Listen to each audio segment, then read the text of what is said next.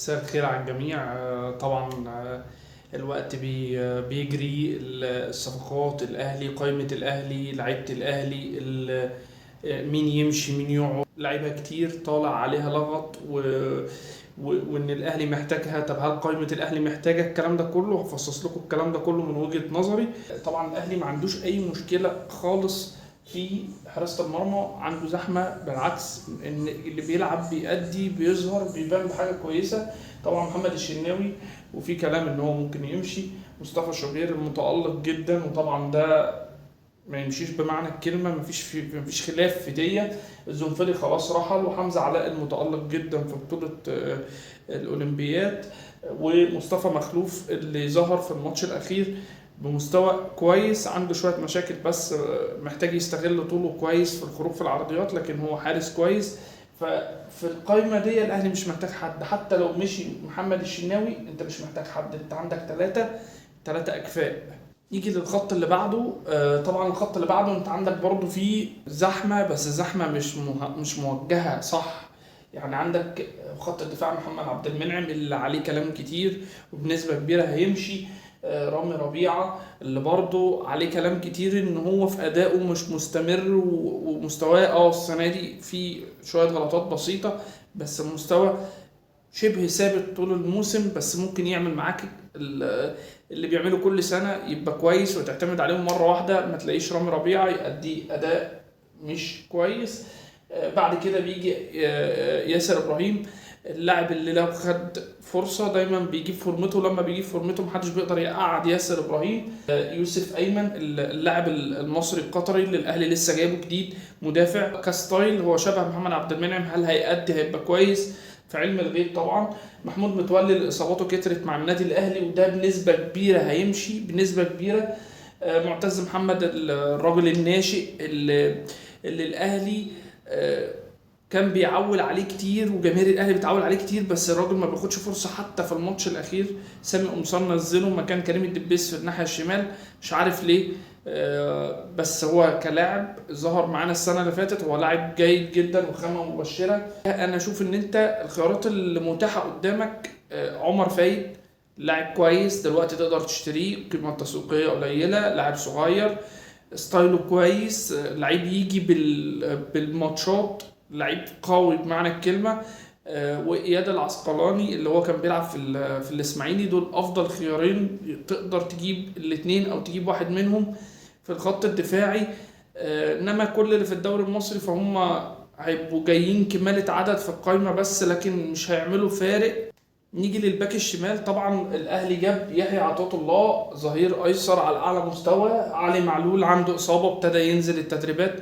ابتديت تشوف علي معلول وتشوف له صور وتشوف له يبتدي يظهر على الساحة تاني، بس طبعا مش هيتأيد غير في قائمة يناير. ده الكلام اللي طالع لحد دلوقتي. وكريم الدبيس اللي الراجل مش مقتنع بيه جدا.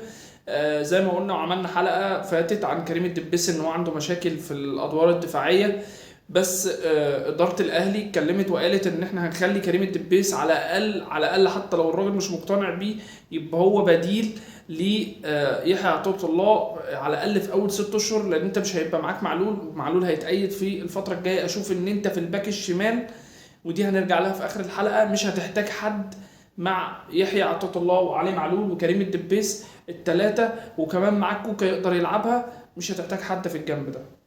نيجي للباك رايت، طبعا الاهلي عنده محمد هاني، الاهلي عنده عمر كمال عبد الواحد، الاهلي عنده خالد عبد الفتاح. لو رتبناهم من وجهة نظري برضو عمر كمال رقم واحد، محمد هاني بعد كده، وخالد عبد الفتاح للازمات وللزناقات الضروريه جدا في الباك اليمين او في المساك او في الباك الشمال كمان، لو انت حابب تقفل في الجنب الشمال وعندك اي مشاكل اصابات او حاجه. فاشوف برضو ان انت في الباك اليمين مش محتاج حد.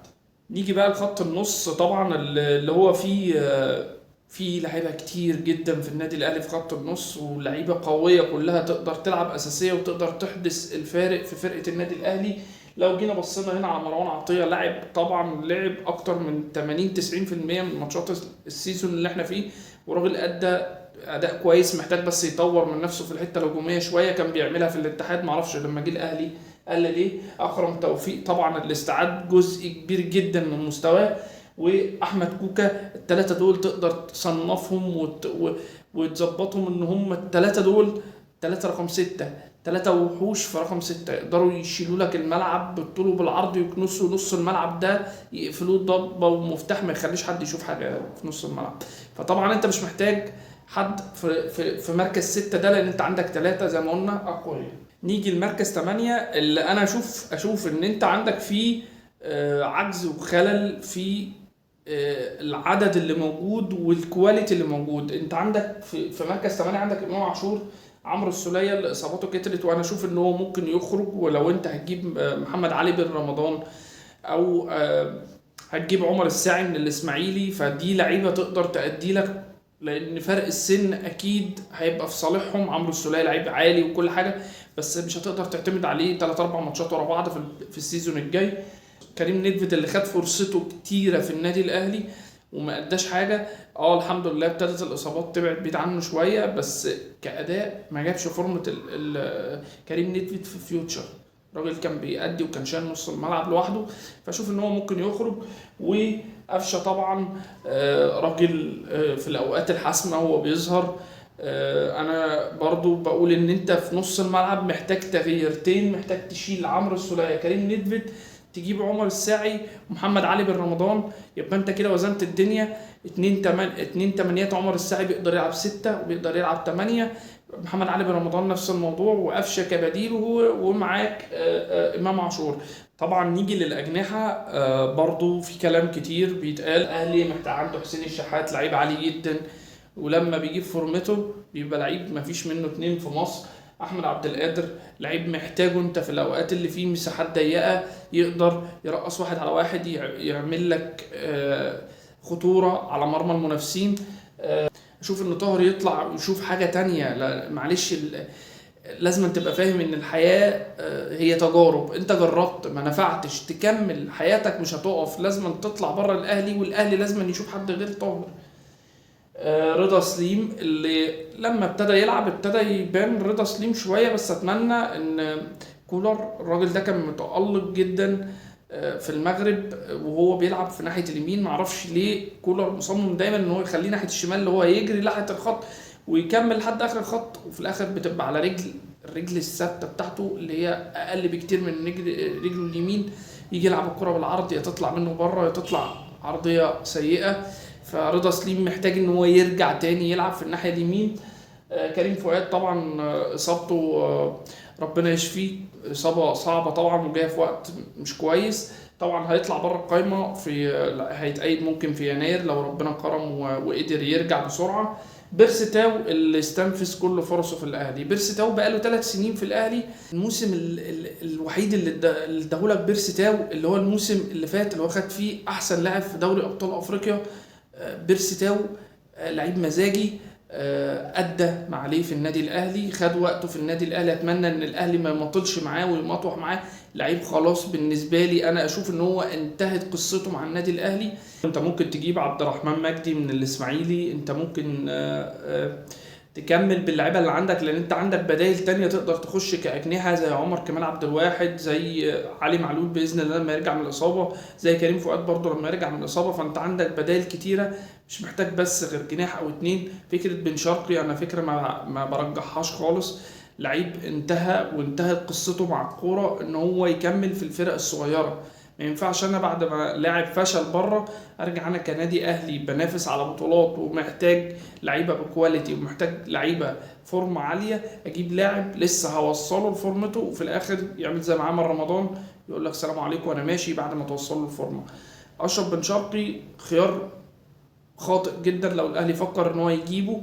نيجي للخط الهجومي طبعا اللي ما فيهوش، والاهلي عنده عجز فيه، ما فيهوش لعيبه كتير. وسام ابو علي وكهربا 2. كهربا لازم انا كان رايي ان هو يمشي، بس طالما انت مش قادر تجيب حد تاني مع وسام فانت تخلي كهربا زي ما هو، وسام هو اساسي.